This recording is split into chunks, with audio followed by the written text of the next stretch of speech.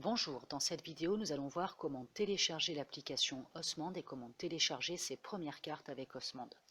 Osmand est une application de cartographie et de navigation disponible sur Android mais également sur iOS.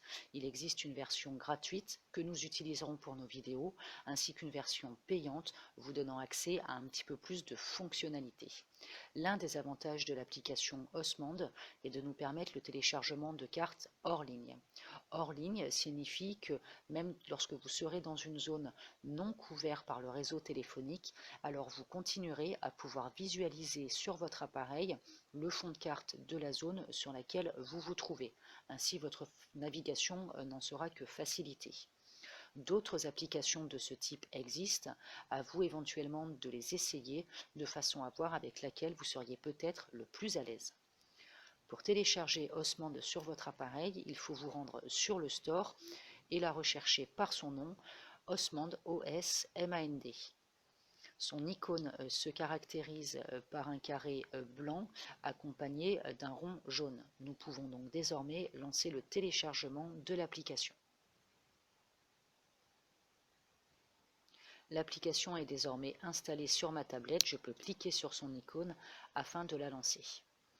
Quelques messages vont apparaître au démarrage de l'application et automatiquement l'application va chercher donc à me géolocaliser afin de me proposer de télécharger le fond de carte de la zone dans laquelle je me trouve. Par défaut, l'application Osmand nous propose une cartographie relativement grossière présentant uniquement les axes routiers principaux. D'où l'intérêt justement de télécharger les fonds de carte des zones, départements, régions, pays par exemple qui vont nous intéresser de façon à avoir une cartographie bien plus détaillée que la cartographie initialement proposée. Donc la localisation ayant fonctionné, l'application me détecte dans l'Ain et me propose donc automatiquement le téléchargement de la carte de l'Ain. Néanmoins, de façon à présenter dans un premier temps la page d'accueil de l'application, je vais volontairement cliquer en haut à droite sur Ignorer et je confirme Ignorer sur le message qui m'est proposé par l'application. Nous arrivons donc sur la carte. Le téléchargement peut prendre quelques secondes en fonction de la qualité de votre connexion Internet afin de pouvoir la visualiser. Donc nous arrivons sur la page d'accueil de l'application. En haut à gauche, l'icône représentant une map monde me permet d'ouvrir un premier menu de configuration de carte. Nous y reviendrons ultérieurement. L'icône représentant une loupe me permettrait de taper le nom d'une localité afin que l'application m'emmène directement sur la localité désirée. L'icône en bas à gauche représentant les trois traits nous donne accès à l'ensemble des menus de l'application. L'icône représentant un panneau avec une flèche nous permet de lancer la partie navigation. En bas à droite de notre écran, nous retrouvons le bouton rond avec un point central qui est donc l'activation de la localisation, ainsi que les boutons de zoom plus et moins.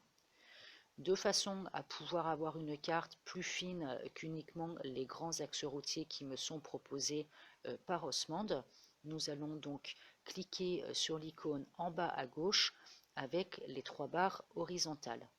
Nous allons désormais nous rendre dans télécharger des cartes pour télécharger notre première carte. L'une des différences entre la version gratuite et la version payante, c'est que sur la version gratuite, nous avons uniquement 7 téléchargements qui nous sont proposés. Ce nombre est illimité si nous étions sur la version payante. De façon à choisir la zone qui nous intéresse, je vais me déplacer dans le menu déroulant. Pour ma part, je clique sur Europe. Je vais aller chercher France et également je vais aller chercher la carte de l'Ain. Je pourrais bien entendu télécharger la carte Auvergne-Rhône-Alpes dans sa globalité.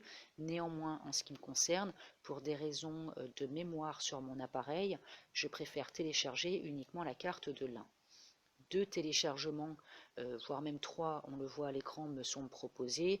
Un téléchargement de carte standard, de carte routière uniquement, et je pourrais installer également la fonction Wikipédia.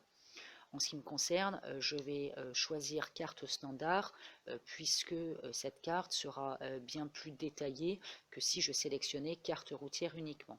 Je demande donc à l'application de télécharger la carte standard.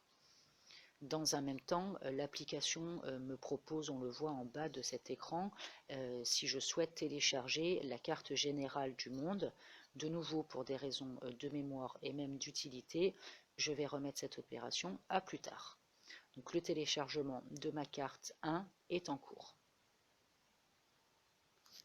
Donc le téléchargement de la carte de l'Ain c'est bien terminé. On le voit, l'icône est donc devenue vert et il m'est indiqué en haut à droite que j'ai désormais non plus 7 mais 6 téléchargements restants.